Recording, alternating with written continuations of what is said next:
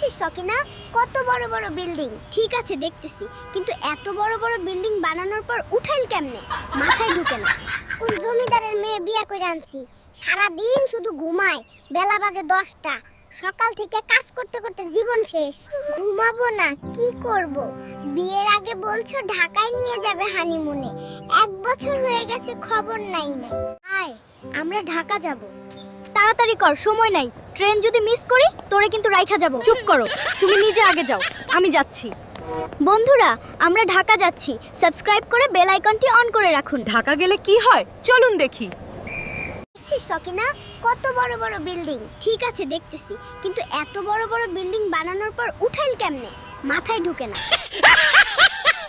আরে বলদ, এটাও বুঝোস না? বিল্ডিং আগে নিচে বানাইছে, তারপর দড়ি দিয়ে টাইনা টাইনা উপরে তুলছে। ও এখন বুঝলাম। সকিনা, মামার বাড়ি আগে যাবি না চাচার বাড়ি যাবি বল? আমার কিন্তু অনেক খিদা লাগছে। মামার বাড়ি যাব, মামারা অনেক বড় লোক। এই রিকশা মামা, লাল দালানের সামনে যাব, কয় টাকা নিব মামা? এই রিকশাওয়ালা কি তোমার মামা লাগে? শালি কয় কি রিকশাওয়ালা আমার মামা লাগে, এটাও বুঝোস না গাধা?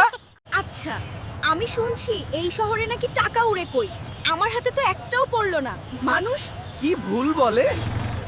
এই শহরে মানুষের মতো ঘড়িও কি অনেক তাড়াতাড়ি চলে নাকি? হ, মাঝে মাঝে ঘড়িও বলে ভাই একটু ধীরে চলি। হে, আমি শুনছি শহরে নাকি সব পাওয়া যায়।